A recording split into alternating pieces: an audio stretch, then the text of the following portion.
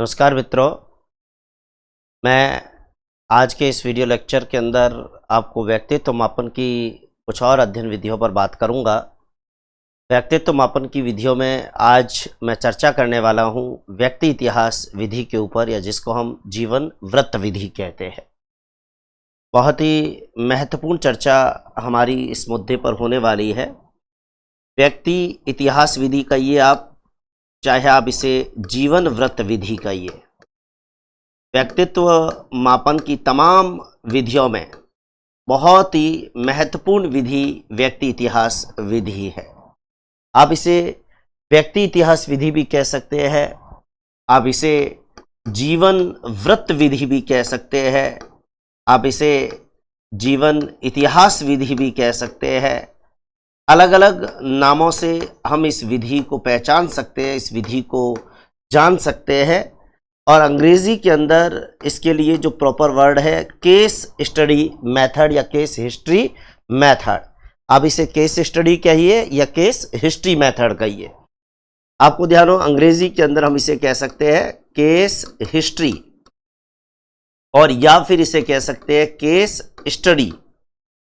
Case history कहिए या case study कहिए, तो इन नामों से हम इसे जान सकते हैं। मैं व्यक्तित्व मापन की जब व्यक्ति इतिहास विधि पर बात करता हूं, व्यक्तित्व मापन की जब मैं जीवन इतिहास विधि पर बात करता हूं, तो मैं बताना चाहूँगा ये एक ऐसी विधि है जिसमें व्यक्ति के जीवन से जुड़ी सूचनाओं को एकत्रित करके व्यक्तित्व से जुड़े किसी गुण या अवगुण के कारण का पता किया जाता है।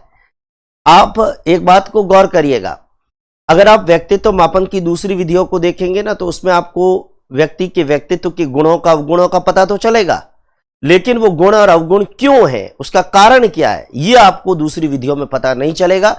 लेकिन व्यक्तित्व मापन की इस विधि के अंदर जब हम बात करते हैं, तो मैं बताना चाह रहा हूं कि इस विधि को हम नैदानिक मनोविज्ञान की अत्यंत महत्वपूर्ण विधि के रूप में देखते हैं। नैदानिक मनोविज्ञान, मैंने एक शब्द यहां पर प्रयोग में लिया है, नैदानिक मनोविज्ञान। नैदानिक मनोविज्ञान की महत्वपूर्ण विधि के रूप में हम इस व्यक्ति इतिहास विधि को, इस केस हिस्ट्री मेथड को, इस केस स्टडी मेथड को प्रयोग में लेते हैं। अब आपको मैं एक बात बताना चाह रहा हूं, जब नैदानिक मनोविज्ञान की बात होती है तो नैदानिक मनोविज्ञान का मतलब क्या है।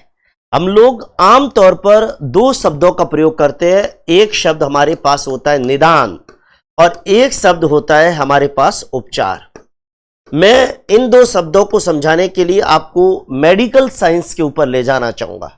वैसे मेडिकल साइंस के अंदर तो हम बोलचाल में किसी व्यक्ति के बुखार का इलाज करता है, डॉक्टर कह देता है उसका निदान कर रहा हूं, लेकिन वस्तु स्थिति में निदान में और उपचार में फर्क है।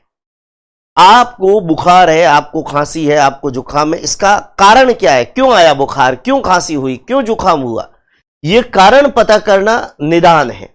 और उस कारण को दूर करना, मतलब बीमारी को ठीक करना, यह क्या, ये उपचार है। हमारी साइकोलॉजी के अंदर, हमारी पैडागोजी के अंदर भी ये दो शब्द काम में लेते हैं, एक निदान और एक उपचार। मैं बताना चाहूंगा पैडागोजी के अंदर भी जब हम इन दो शब्दों को काम में लेते हैं, तो बहुत महत्वपूर्ण बात अपने को ध्यान में होनी चाहिए कि निदान और उपचार का मतलब क्या है। यहां पे एक बात ध्यान दें, निदान का मतलब, जैसे मान लो किसी बच्चे को कुछ चीज समझ में नहीं आ रही है, तो कुछ चीज समझ में नहीं आ रही है, नहीं समझ में आने का कारण क्या है, ये निदान, और उस कमी को दूर करके उसको कैसे समझ में आइए उपचार। पैडागोजी जब अपन पढ़ते हैं ना, तो निदानात्मक परीक्षण और उपचारात्मक शिक्षण ये अपन पढ़ते हैं, और हम हमारे सिलेबस के अकॉर्डिंग इसकी बात भी करते हैं। निदानात्मक परीक्षण मतलब बच्चे की कमजोरी का पता करना, और उपचारात्मक शिक्षण बच्चे की कमजोरी को दूर करने के लिए उसको दिया गया शिक्षण, उपचारात्मक शिक्षण, ये हम अक्सर पढ़ते हैं। मैं यहां पर बताना चाह रहा हूं कि जब मैं नैदानिक मनोविज्ञान लिख रहा हूं, तो निदान और उपचार, इन दो शब्दों का अर्थ आपको अच्छी तरह पता होना चाहिए। निदान का मतलब होता है कारण ढूंढना, निदान का मतलब क्या होता है, कारण ढूंढना, और उपचार का मतलब होता है उस कारण को दूर करना, उस बीमारी को दूर करना, उस बीमारी का क्या करना, इलाज करना। तो निदान और उपचार, इन दो शब्दों का मीनिंग अगर आपको समझ में आए, तो नैदानिक मनोविज्ञान की विधि मैंने इसको कहा है, इसका मतलब क्या हुआ? इसका मतलब यह हुआ कि इस विधि के अंदर व्यक्तित्व से जुड़े किसी गुण या अवगुण का कारण पता किया जाता है। व्यक्तित्व से जुड़े किसी व्यवहार का कारण पता करना। व्यक्तित्व से जुड़ा कोई व्यवहार, कोई गुण हो सकता है, कोई अवगुण हो सकता है। अगर व्यक्तित्व से जुड़े किसी व्यवहार का कारण पता किया जाता है तो हम निश्चित रूप से नैदानिक मनोविज्ञान के अंदर खड़े होते हैं, और हम इसीलिए इस विधि को नैदानिक मनोविज्ञान की विधि कहते हैं। अब इस विधि का तरीका क्या है वो भी समझना, लेकिन उससे पहले मैं आपको बताना चाह रहा हूं इस विधि का सर्वप्रथम प्रयोग किसने किया? इस विधि का सर्वप्रथम प्रयोग किया था टाइडमैन। इस विधि का सर्वप्रथम प्रयोग किसने किया? सर्वप्रथम इस विधि का प्रयोग किया टाइडमैन। अब आपको ध्यान हो, यहां पे लिखा है जीवन इतिहास, मतलब एक व्यक्ति के जीवन से जुड़ी सूचनाएं, उसके जीवन को क्या करते हैं? खंगालते हैं। और आपने पता होगा कि टाइड एक सर्फ का ब्रांड भी है। तो टाइड एक सर्फ का ब्रांड है और सर्फ के अंदर हम कपड़ों को खंगालते हैं। यहां पर टाइड में हम क्या करेंगे? व्यक्ति के जीवन को खंगालेंगे। तो आराम से याद रहेगा, टाइड सर्फ के अंदर हम टाइड मैन मतलब आदमी के कपड़ों को सर्फ में, टाइड सर्फ में खंगालते हैं। तो टाइड में हम सर्फ को, टाइड एक सर्फ का ब्रांड है, उसमें कपड़ों को खंगालते हैं। यहां याद रखना है कि इस टाइड के अंदर जीवन के इतिहास को खंगाला। इस टाइड ने जीवन के इतिहास को खंगाला। तो जीवन के इतिहास को खंगाला यानी टाइडमैन ने ही सबसे पहले जीवन इतिहास विधि का प्रयोग किया। अब इस विधि का तरीका क्या है? इस विधि के अंदर एक व्यक्ति जिसके व्यक्तित्व से जुड़े किसी व्यवहार, जैसे उदाहरण के तौर पर एक आदमी चिड़चिड़ा है तो हम यह पता करते हैं कि वो चिड़चिड़ा क्यों है। एक आदमी जिसको गुस्सा बात बात पे आता है, हमें यह पता करना है कि उसके जीवन में गुस्से की प्रवृत्ति कैसे आई, क्यों आई। एक व्यक्ति दुखी रहता है तो हमें उसके दुख के कारण का पता करना है, और एक व्यक्ति जो हास्य विनोद करता है तो हमें उस हास्य विनोद का कारण पता हो। यानी व्यक्ति के व्यवहार का कारण पता करने का बेहतरीन तरीका निश्चित रूप से हमें व्यक्ति इतिहास विधि के अंदर मिलता है। मैं बताना चाह रहा हूं कि इस विधि को प्रयोग में लेने के लिए हम क्या करेंगे? जैसा कि मैंने लिखा है व्यक्ति इतिहास, मतलब व्यक्ति के इतिहास को खंगालना है। जीवन व्रत मतलब जीवन पूरे की कहानी, जीवन का इतिहास, कोई जीवन की घटना है, कोई केस है, उसकी हिस्ट्री, उसका स्टडी, ये इसका मीनिंग है। और इसी से हमको विधि का तरीका भी आ जाएगा। तो इस विधि में हमें क्या करना है? व्यक्ति के जीवन से जुड़ी सूचनाएं पता करनी है, सूचनाएं कलेक्ट करनी है।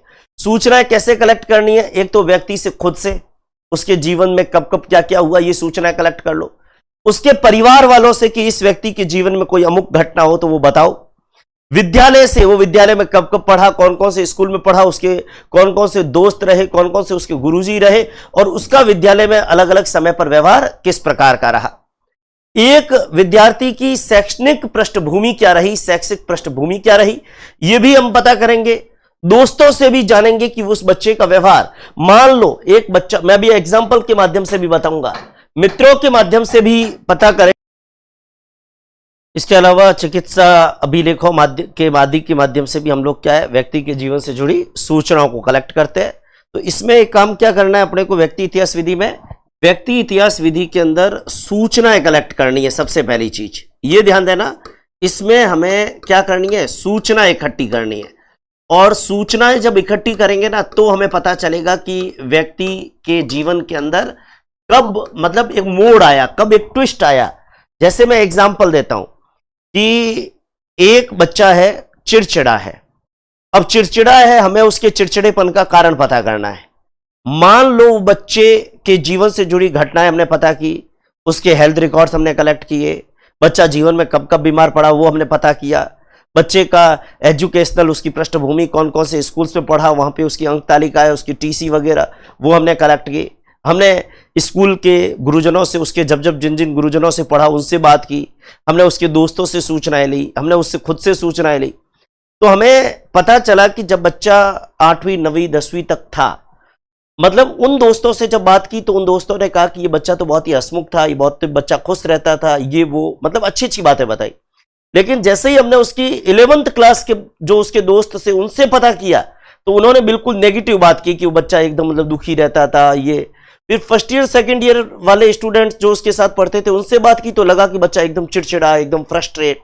तो हमें लगा कि जरूर ये 11th और 12th का पीरियड रहा होगा जब बच्चा दुखी रहता था और फिर एकदम चिड़चिड़ा होना शुरू हो गया।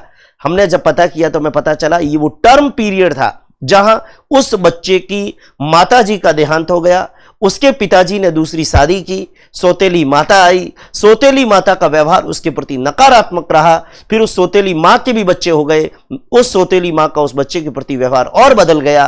तो कहने का मतलब हमें कारण पता चल गया कि आखिर उस बच्चे का व्यवहार चिड़चिड़ा क्यों है, क्योंकि उसके जीवन में वो टर्निंग पॉइंट आया।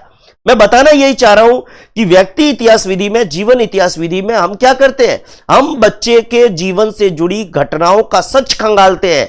हम शुरू से लेकर और एंड तक उसके जीवन में कब कब क्या क्या हुआ ये सूचनाएं कलेक्ट करते हैं, और जब हम ये सूचनाएं कलेक्ट करते हैं तो हमें पता चलता है कि उसके जीवन का टर्निंग पॉइंट क्या है, उसके जीवन का अमुक व्यवहार किस कारण से आया है, ये सारी चीजें हमें पता चल जाती है। मैं बताना चाह रहा हूं कि हमें इस विधि के अंदर व्यक्तित्व के किसी व्यवहार से जुड़ी सूचनाओं को, किसी व्यवहार से जुड़े जो व्यवहार है उससे जुड़ा कोई गुण है, अवगुण है, उसका कारण पता करने के लिए हमें क्या करना पड़ेगा, हमें उसके जीवन से जुड़ी सूचनाओं को कलेक्ट करना पड़ेगा। ये सूचनाएं हम किससे कलेक्ट करेंगे, ये एक तो व्यक्ति स्वयं से हम सूचनाएं कलेक्ट कर सकते हैं, व्यक्ति खुद हमें अपने संबंध में सूचनाएं दे सकता है। मैं फिर कह रहा हूं, व्यक्ति इतिहास विधि की अभी मैं आपको गुण और अवगुण बताऊंगा, दोष बताऊंगा, तो पता चलेगा कि व्यक्ति कई बार क्या अपने से जुड़ा सच बाहर आने ही नहीं देता, तब ये विधि फेल भी हो जाती है। कई बार व्यक्ति खुद सूचनाओं को लॉन्च कर देता है, अपने से जुड़ी झूठी सूचनाओं को लॉन्च कर देता है, तो आप व्यक्ति की सही स्टडी कर ही नहीं पाओगे। ये कमियां तो रहेगी आपको इस विधि में, और अप्रक्षेपी जितनी भी विधियां उनमें, तमाम विधियों में ये दोष तो आपको देखने को मिलेंगे ही कि विधि में आर्टिफिशियलिटी आ जाती है। आप व्यक्ति स्वयं से सूचना प्राप्त कर सकते हो, उसके परिवार से, उसके माता पिता से, उसके रिश्तेदारों से सूचनाएं कलेक्ट कर सकते हो, परिवार से या रिश्तेदारों से सूचनाएं कलेक्ट की जा सकती है उस व्यक्ति के बारे में। और आपको ध्यान हो, कई बार हम रिश्तेदारों से सूचनाएं कलेक्ट करते हैं और व्यक्ति को पता चल जाता है कि मेरे बारे में सूचना कलेक्ट कर रहे हैं, वो रिश्तेदार को पहले ही कह देता है देखो मेरे बारे में ये सूचना जानी चाहिए, ये सूचना नहीं जानी चाहिए, तो रिश्तेदार भी सही सूचना नहीं देते तो गड़बड़ हो जाती है। इसके अलावा तीसरा, विद्यालय से सूचनाएं कलेक्ट करते हैं, विद्यालय से सूचनाएं कलेक्ट कर सकते हो। हम बच्चे का जो एजुकेशनल रिकॉर्ड है, ध्यान दीजिएगा, उसके शैक्षणिक जो दस्तावेज है उनसे भी सूचनाएं प्राप्त कर सकते हैं, जैसे टीसी है, मार्कशीट है, उससे हमारे को पता चल जाता है कि इस बच्चे का 10वीं क्लास तक तो 80% आ रहे हैं और फिर एकदम ग्राफ नीचे कैसे आ गया, इसका मतलब इस दौरान कुछ न कुछ हुआ है, ये पता चल सकता है। शैक्षणिक दस्तावेजों से सूचनाएं कलेक्ट की जा सकती है। मेडिकल रिकॉर्ड, हेल्थ रिकॉर्ड, उनसे भी व्यक्ति के बारे में सूचनाएं पता चल जाती है कि ये बच्चा कब कब बुखार आया, कब कब बीमार हुआ, कब कब लंबी बीमारी में रहा, कब कब हॉस्पिटलाइज हुआ, इससे भी बच्चे के व्यवहार में परिवर्तन जो है वो देखा जा सकता है। तो कहने का मतलब व्यक्ति स्वयं से, परिवार से, रिश्तेदारों से, पड़ोसियों से, ठीक है। इसके अलावा व्यक्ति के बारे में सूचनाएं प्राप्त करनी है विद्यालय से, ठीक है, विद्यालय से सूचनाएं प्राप्त कर सकते हो, उसके दोस्तों से सूचनाएं प्राप्त कर सकते हो, उसके शैक्षणिक दस्तावेजों से सूचनाएं प्राप्त कर सकते हो, उसके चिकित्सा अभिलेखों से जो है वो सूचनाएं प्राप्त कर सकते हो। आप उसके द्वारा जीवन के अंदर जो कोई बड़ा काम या क्लास वर्क या होमवर्क की जो कॉपीज है उनसे भी आपको बहुत सारी चीजों की जानकारी मिल जाती है कि बच्चे का व्यवहार जब जब मतलब एकदम टर्निंग पॉइंट जीवन में आता है ना, तो या तो काम अधूरा रहना शुरू हो जाता है, पहले बच्चा क्लास वर्क टाइम पे कर रहा है, फिर धीरे धीरे अधूरा रखना छोड़ जो है शुरू कर दिया, फिर कॉपियों के अंदर काम ही नहीं कर रहा है, इसका मतलब कहीं ना कहीं उसके जीवन में क्या है, परिवर्तन आए। तो ये सारी चीजें हमारे को पता चल जाती है। मैं बताना चाह रहा हूं कि ये तमाम ऐसे सोर्सेज हो सकते हैं जिसके द्वारा एक व्यक्ति के जीवन से जुड़ी सूचनाओं को क्या करते हैं, कलेक्ट करते हैं। व्यक्ति के जीवन से जुड़ी सूचनाओं को कलेक्ट करना, और मैं बताना चाह रहा हूं कि व्यक्ति के जीवन से जुड़ी सूचनाओं को जब आप कलेक्ट करेंगे तो आपको पता चलेगा कि व्यक्ति के जीवन में अमुक व्यवहार क्यों आया है, व्यक्ति अगर चिड़चिड़ा है तो वो चिड़चिड़ापन उसके जीवन में क्यों आया है, व्यक्ति गुस्से में रहता है तो उस गुस्से का कारण क्या है, व्यक्ति दुखी रहता है तो उस दुख का कारण क्या है, व्यक्ति कुंठित रहता है तो उस कुंठा का कारण क्या है। जैसे एक एग्जांपल देता हूं, मान लो एक व्यक्ति ऐसा है जो फ्रस्ट्रेट है, जो कुंठित है, जो एकदम दुखी रहता है, हमने उसके जीवन का कारण पता किया तो हमें पता चला कि 12वीं तक बहुत ही ब्रिलियंट बच्चा था, होशियार बच्चा था, 12वीं के अंदर 90% मार्क्स आया, वो कोटा चला गया, उसने कोचिंग करी, 8-8, 10-10 घंटे, 12-12 घंटे पढ़ता था, परिवार वाले डेली फोन करते थे, उस पर अपेक्षाओं का दबाव बढ़ने लगा। 2 साल कोटा के अंदर कोचिंग की, लेकिन सिलेक्शन नहीं हुआ। और उसके 4-5 दोस्त जिनका सिलेक्शन नहीं हुआ, सिलेक्शन नहीं होने वाले दोस्तों में 3-4 लोगों ने सुसाइड कर लिया। 2-4 ऐसे दोस्त जिन्होंने जो सेलेक्ट हो गए, जो आज बड़े बड़े पदों पे है, एक उनको देखकर, एक उन दोस्त जो सुसाइड किया, उन दोस्तों की भावुकता के कारण उस बच्चे के जीवन में परिवर्तन आ गए। वो बच्चा एकदम मानसिक रूप से जो है वो अब नॉर्मल हो गया। मतलब ये मैंने एक एग्जाम्पल दिया है, जैसे बच्चे के चिड़चिड़ेपन का एग्जाम्पल दिया, बच्चे का इस प्रकार का मैंने एग्जाम्पल दिया। एक बच्चा जैसे चोर है, वो चोर क्यों है, उसकी चोरी का कारण क्या है, आपको ध्यान हो, बच्चे की चोरी का कारण क्या है। अगर आपने पता किया तो हमें जीवन से जुड़ी घटनाओं का जब हमने पता किया, हमें पता चला कि बच्चा जब पहली क्लास में, दूसरी क्लास में, तीसरी क्लास के अंदर पढ़ता था, ठीक है, पहली क्लास के अंदर बच्चा पड़ोसी, दूसरे बच्चा गरीब है, दूसरे बच्चे की पेंसिल उसको अच्छी लगी, वो पेंसिल घर ले आया, मां ने कहा शाबाश बेटा, आज तो क्या बात है, पेंसिल लाया मेरा बेटा। मां खुश हो गई, बच्चे को मां की खुशी में मोटिवेशन मिल गया कि मैंने जो किया वो सही किया। और बच्चा दूसरे बच्चे की पेंसिल लाया और मां ने उसी समय थप्पड़ रसीद कर दिया हो, तो बच्चे को पता चल जाए कि उसका कृत्य गलत है। वो बच्चा पेंसिल लाया, मां खुश हुई, दूसरी क्लास में बच्चा आया, पड़ोसी बच्चे की ज्योमेट्री लेकर आया, बच्चा खुश हुआ, तीसरी क्लास में बच्चा आया, किसी के पास में 10, 15, 20 रुपए का नोट कहीं गिरा हुआ था, वो लेके आया, मां खुश हो गई, बच्चा धीरे धीरे चोरी की प्रवृत्ति की ओर बढ़ने लगा और देखते ही देखते बड़ा चोर बन गया, एक नामी चोर बन गया। तो ऐसा भी व्यक्ति के जीवन से जुड़ी घटनाओं का पता करेंगे, सूचनाओं को कलेक्ट करेंगे, उसके बचपन की बातों को पता करेंगे, तो आपको पता चलेगा कि उस बच्चे के जीवन में अमुक कोज, अमुक कारण, अमुक जो घटना हुई, अमुक व्यवहार है, उस व्यवहार का कारण क्या है। बहुत पहले कहते हैं कि मैंने जिस बच्चे की चोरी की बात की, मैं एक हाइपोथेटिकल कहानी बताऊं। एक ऐसा ही एक आदमी था और वो आदमी जो है बड़ा नामी चोर था। राजा के दरबार में लाया गया और राजा ने उसकी चोरी के ऊपर उसको दंडित किया, लेकिन दंडित उसको कहा कि तुझे सूली पर लटकाया जाएगा, क्योंकि तुझे कितनी बार सजा मिली लेकिन तू चोरी की आदत नहीं छोड़ रहा है, तेरे को सूली पर लटकाएंगे, लेकिन सूली पर लटकाएंगे, लेकिन उससे पहले बोल तेरी आखिरी इच्छा क्या है। तो उसने कहा मेरी मां को बुलाया जाए। उसकी मां को बुलाया गया, उसने कहा कि मेरी मां की नाक को काट दिया जाए, उसके बाद में मुझे सूली पर चढ़ाया जाए। सब ताज्जुब हो गए, मां की नाक को काटने की बात भला कौन सा बच्चा करता है, लेकिन उसने कहा कि मेरी मां की नाक काटी जाए। राजा के मन में जिज्ञासा हुई, राजा ने पूछा तुम अपनी मां की नाक क्यों कटवाना चाहते हो। उसने कहा कि यही है जिसकी वजह से आज मैं चोर हूं और मुझे सूली पर लटकाया जा रहा है। क्यों? क्योंकि मैं पहली क्लास में था, पेंसिल लाया, मेरी मां ने मेरी तारीफ की। मैं दूसरी क्लास में आया, ज्योमेट्री लाया, मेरी मां ने मेरी तारीफ की, मेरी मां ने खुश हुई, मेरी मां ने मुझे शाबाशी दी। मैं कहीं से 20, 25, 50 रुपए चोरी करके लाया, मेरी मां ने मुझे और ताड़ी दी, मेरी मां ने मेरी पीठ थपथपाई, देखते ही देखते मैं बड़ा चोर बन गया। अगर मेरी मां ने मेरी पहली, दूसरी और तीसरी गलती पर थप्पड़े मार दी होती तो आज मैं यहां पर सूली पर नहीं लटक रहा होता, मैं एक बड़ा चोर नहीं होता। कहने का मतलब यह है कि परिवार से जुड़ी सूचनाएं जब आप कलेक्ट करोगे, जीवन से जुड़ी जब सूचनाएं कलेक्ट करोगे, किसी व्यक्ति के जीवन के इतिहास में जब आप झांकोगे, तो आपको पता चलेगा कि व्यक्ति का अमुक व्यवहार क्यों है, व्यक्ति के अमुक व्यवहार का कारण क्या है। व्यक्ति अगर चिड़चिड़ा है तो उसके चिड़चिड़ेपन का कारण क्या है, व्यक्ति दुखी है तो उसके दुख का कारण क्या है। ये सारी चीजें हमें कब पता चलती है? जब हम व्यक्ति के जीवन से जुड़ी सूचनाओं को कलेक्ट करते हैं। मैं यहां पर केस स्टडी मेथड के बारे में कुछ महत्वपूर्ण बातें बताना चाहूंगा। परीक्षा के अंदर अक्सर पूछा जाता है। एक तो असामान्य व्यक्ति का कोई असामान्य लक्षण है, उसका कारण पता करने की बढ़िया विधि कौन सी है, परीक्षा में सवाल आता है। आपको व्यक्ति इतिहास विधि पर जाना है। ध्यान दें, असामान्य व्यक्ति के असामान्य लक्षण का कारण। हालांकि असामान्य व्यक्ति के असामान्य लक्षण का कारण हमें प्रक्षेपण विधि में भी पता चल सकता है, लेकिन अप्रक्षेपी विधियों में अगर कोई विधि सबसे प्रमुख जो असामान्य व्यक्ति के असामान्य लक्षण का कारण पता करने में बेहतरीन हो सकती है। देखो, असामान्य व्यक्ति का जो असामान्य लक्षण है, जैसे मैंने कहा असामान्य व्यक्ति का मतलब क्या, जैसे देखो नॉर्मल आदमी तो सारे ही होते, नॉर्मल वे में सब चलते।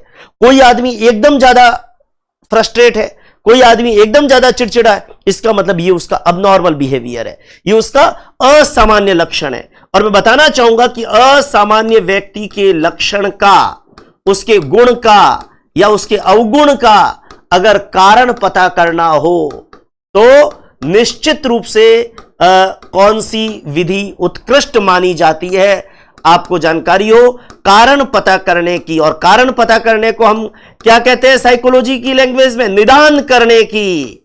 निदान करने की उत्कृष्ट विधि कौन सी है? तो आपको जानकारी हो, हम व्यक्ति इतिहास विधि पर जाएंगे। हम किस विधि पर जाएंगे?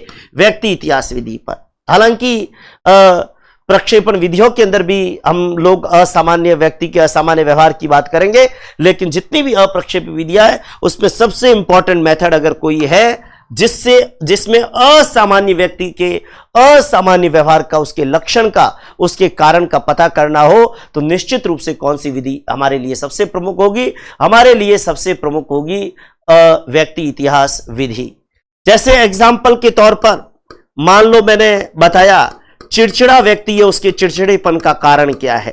चिड़चिड़े व्यक्ति के चिड़चिड़ेपन का कारण पता करना।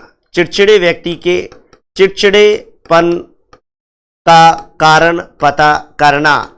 ये देखिए, अगर व्यक्ति चिड़चिड़ा है, ये व्यवहार तो हमें दूसरी विधियों में भी पता चल जाएगा, लेकिन वो चिड़चिड़ा क्यों है, उसका कारण क्या है, ये पता करना हो तो निश्चित रूप से हमारे को व्यक्ति इतिहास विधि के अंदर जाना होगा। जैसे उदाहरण के तौर पर एक कुंठित व्यक्ति है, फ्रस्ट्रेट पर्सन है, कुंठित व्यक्ति की कुंठा का कारण पता करना। कुंठित व्यक्ति की कुंठा का कारण पता करना। एक फ्रस्ट्रेट आदमी है, वो फ्रस्ट्रेट क्यों है? कुंठित व्यक्ति की कुंठा का कारण पता करना। हम जब आगे समायोजन का चैप्टर आएंगे तो कुंठा के बारे में पढ़ेंगे, भग्नाशय के बारे में, फ्रस्ट्रेशन के बारे में पढ़ेंगे। मैं बताना चाह रहा हूं कि कुसमायोजित व्यक्ति है, उसकी कुसमायोजन का कारण क्या है? कुसमायोजित यानी मेला एडजस्टेड, जो समाज के साथ एडजस्ट नहीं है। आगे समायोजन का चैप्टर आएगा, जो समाज के साथ अनुकूलित नहीं है, जो समाज की विपरीत धारा में है। मैं बताना चाह रहा हूं कि कुसमायोजित व्यक्ति, उसके कुसमायोजन का कारण क्या है, यह पता करना हो तो निश्चित रूप से कौन सी विधि है? वो व्यक्ति इतिहास विधि के ऊपर ही हम जाएंगे, कारण पता करना। इसी तरीके से कोई समस्यात्मक बालक है, उसकी समस्या का कारण पता करना। देखो, परीक्षा के अंदर किसी भी तरीके से सवाल आ जाए, सभी चीजों का मीनिंग एक ही, और हर एक के पीछे मैंने क्या लिखा है? कारण पता करना। समस्यात्मक बालक, कोई बालक समस्यात्मक है, जैसे कोई बच्चा स्कूल से डेली बंक कर देता है, तो हमें कारण पता करना है कि वो डेली स्कूल से बंक क्यों कर रहा है, स्कूल से डेली क्यों भाग रहा है। एक बच्चे को स्कूल में नींद आती है तो हमें ये पता करना है उसे स्कूल में नींद हमेशा क्यों आती है क्लास में, कारण पता करना। तो समस्यात्मक बालक की समस्या का कारण पता करना। कारण पता करने को हम क्या कह सकते हैं? निदान करना। देखो, निदान और उपचार दोनों में फर्क है। अगर आप समस्यात्मक बालक की समस्या को दूर करेंगे वो तो उपचार है, लेकिन निदान का मतलब है उसका कारण पता करना। ये निश्चित रूप से एक बेहतरीन चीज हम देख सकते हैं, समस्यात्मक बालक की समस्या का निदान करना, कुसमायोजित व्यक्ति के कुसमायोजन का कारण पता करना, कुंठित व्यक्ति की कुंठा का कारण पता करना, असामान्य व्यक्ति के असामान्य लक्षण का कारण पता करना। ये तमाम चीजों में परीक्षा में पूछा जाए तो निश्चित रूप से हमारे लिए सबसे बेहतरीन विधि कौन सी है? व्यक्ति इतिहास विधि है। हमारे लिए सबसे बेहतरीन मेथड कौन सा है? केस हिस्ट्री मेथड है। लेकिन एक बात बताना चाह रहा हूं, case study method, case study नाम ही है इसका, केस स्टडी मतलब व्यक्ति के जीवन से जुड़ी जो घटनाएं हैं, जो सूचनाएं हैं, उसका अध्ययन करके और व्यक्ति का अध्ययन हम करते हैं। लेकिन इस केस स्टडी मेथड के कई दोष है, कई लूप पोल है, कई कमियां भी है। जैसे एग्जाम्पल के तौर पर मैं आपकी जानकारी में लाना चाहूंगा कि एक तो जो सूचनाएं एकत्रित हम करते हैं, सूचनाएं कलेक्ट करने में हमें कठिनाई होती है। इस विधि की सबसे बड़ी कमी क्या है कि आपको किसी व्यक्ति के जीवन से जुड़ी सारी सूचनाएं आप कलेक्ट करने, उसके स्कूल में जाओ, उसके टीचर से मिलो, उसके फ्रेंड से मिलो, उसके पड़ोसियों से मिलो, उसके रिश्तेदारों से मिलो, मतलब श्रम साध्य है। सूचनाएं एकत्रित करना चुनौतीपूर्ण होता है, सूचनाएं सारी एकत्रित हो नहीं पाती है। हमारे को 2-4 सूचनाएं कलेक्ट करने के लिए भी इतनी माथापच्ची आज के जमाने में कौन करता है। तो सूचनाएं एकत्रित करना चुनौतीपूर्ण है। सबसे पहला इसका अवगुण यही है कि सूचनाएं कलेक्ट करने में भारी दिक्कत का सामना करना पड़ता है। सूचना एकत्रित तो होती नहीं है, सूचना एकत्रित करने में काफी कठिनाई आती है। और सूचना एकत्रित करने में काफी कठिनाई है, इसका मतलब समय भी ज्यादा लगता है और श्रम भी ज्यादा लगता है। समय और श्रम अधिक लगता है, ये इस विधि की कमी है। देखो, प्रश्नावली विधि में समय और श्रम बहुत ही कम लगता है, साक्षात्कार में भी ज्यादा लगता है, केस स्टडी मेथड में भी समय ज्यादा लगता है। एक बात, कई बार व्यक्ति को यह पता चल गया कि मेरे बारे में सूचना कलेक्ट हो रही है और मैं नहीं चाहता कि मेरे बारे में कोई भी जाने, मेरे व्यवहार का कारण कोई पता करे और मेरे मामले में कोई दखल दे, ये मैं चाहता ही नहीं हूं। तो मैं क्या करूंगा, मैं सूचनाएं कलेक्ट होने ही नहीं दूंगा, यानी कृत्रिमता की संभावना भी रहेगी, सूचनाएं झूठी आ जाएगी। जिस व्यक्ति, जो विषयी है, वो विषयी अपने संदर्भ में गलत सूचनाओं को लॉन्च करेगा। आपको जानकारी हो, सूचनाएं सही आए इसकी कोई गारंटी नहीं है। आपको सूचनाएं जो दी गई है, क्या यह सूचना सही है या गलत, इसकी पुष्टि, इसकी आप मतलब बहुत पुरानी, आज 10 साल पहले की कोई सूचनाएं आप कलेक्ट कर रहे हो और मान लो, देखो मेरे जीवन से जुड़ा कोई व्यवहार का कारण पता करना है तो सच मैं जानता हूं, लेकिन मैं चाहता ही नहीं कि सच सामने आए। तो ऐसी स्थिति के अंदर मैं सूचनाएं गलत तरीके से भी, या तो मैं आपको रोकने की कोशिश करूंगा कि आप मेरे जीवन में दखलदेही क्यों रहे हो, और मुझे पता है कि मैं रोक नहीं सकता, तो मैं सूचनाएं गलत तरीके से आपके सामने ले आऊंगा। तो सूचनाएं सही या गलत, इसकी कोई गारंटी नहीं होती है। सूचनाएं सही या गलत, इसकी कोई गारंटी नहीं। आपको जानकारी हो, सूचनाएं कलेक्ट करने में भी परेशानी है, सूचनाएं सही या गलत है इसकी भी कोई गारंटी नहीं है। कृत्रिमता की संभावना भी रहती है, सूचनाएं कई बार गलत आ जाती है, कई बार सूचनाएं एकत्रित करने वाले के साथ में भी दिक्कत हो जाती है। देखो, सूचनाएं एकत्रित करने वाले को भी परेशानी होती है, सूचनाएं जो कलेक्ट करता है ना, सूचनाएं एकत्र करने वाले या सूचना देने वाले को परेशानी, क्योंकि जिसके बारे में सूचना कलेक्ट हो रही है वो आदमी सामने वाले को धमकी देता है, मेरे बारे में सूचना दी ना तो तेरे को देख लूंगा, तो फिर आप सामने वाला सूचना देगा ही कैसे। मान लो आप किसी व्यक्ति के व्यवहार से जुड़ी सूचना उसके पड़ोसी से मांग रहे हो, पड़ोसी को पहले ही धमका दिया कि भाई तू मेरे बारे में कोई सूचना नहीं देगा, तो सूचना एकत्र करने वाले के लिए भी दिक्कत, और सूचना देने वाला जो है, सूचना देने वाला, ध्यान दे, उसको भी कई बार क्या हो जाती है, परेशानियों का सामना करना पड़ता है। आपको ध्यान हो, हमारे देश के अंदर एक आरटीआई का कानून है, सूचना का अधिकार। आपने देखा होगा सूचना मांगने वालों को कितनी परेशानियां होती है। तो सूचनाएं कलेक्ट करना तो भाई बहुत मुश्किल काम है। सूचना एकत्र करने वाले को और सूचनाएं देने वाले को, दोनों को ही तमाम प्रकार की परेशानियों का सामना करना पड़ता है।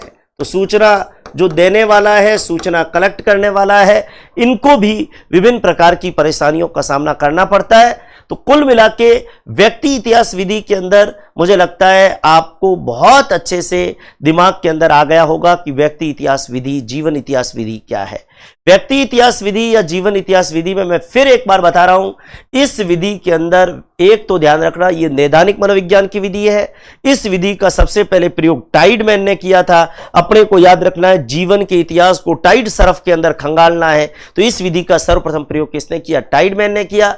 इस विधि के अंदर व्यक्ति से खुद से, उसके आस पड़ोस से, उसके रिश्तेदारों से, उसके दोस्तों से विभिन्न प्रकार की सूचनाएं एकत्रित करते हैं। इसके अलावा उसका हेल्थ रिकॉर्ड, उसका एजुकेशनल रिकॉर्ड, उसका दूसरा जितना भी प्रोजेक्ट वर्क वगैरह जो भी उसका काम है, उससे भी हमें सूचनाएं मिल सकती है। और इसमें हम व्यक्ति के असामाजिक व्यवहार का, उसके कुसामाजिक व्यवहार का, उसके अब नॉर्मल बिहेवियर का विश्लेषण करके और उसके जीवन से जुड़ी सूचनाओं की मदद से उन समस्याओं का कारण पता करते हैं। व्यक्ति फ्रस्ट्रेट है तो फ्रस्ट्रेट क्यों है, व्यक्ति कुसमाजित है तो कुसमाजित क्यों है, ये तमाम प्रकार के कारण अगर हमें पता करने हो तो निश्चित रूप से हमारे लिए सबसे बेहतरीन मेथड कौन सा है? निश्चित रूप से हमारे लिए सबसे बेहतरीन मेथड व्यक्ति इतिहास विधि है या जीवन इतिहास विधि है। व्यक्ति इतिहास विधि कहिए, चाहे आप इसे जीवन इतिहास विधि कहिए। ध्यान दें, चाहे आप इसे व्यक्ति इतिहास विधि कहे और चाहे आप इसे क्या कहे, आप इसे जीवन इतिहास विधि कहें, जिसके माध्यम से हम व्यक्तित्व के अब नॉर्मल बिहेवियर का कारण क्या है उस कारण को पता कर सकते हैं। और इस संदर्भ में इस व्यक्ति इतिहास विधि को हम लोग एक बेस्ट मेथड के रूप में यूज कर सकते हैं। तो निश्चित रूप से व्यक्ति इतिहास विधि के बारे में आपको जानकारी मिली होगी। कुछ और विधियों की बात हम अगले लेक्चर में करेंगे। तब तक के लिए धन्यवाद। जय हिंद, वंदे मातरम।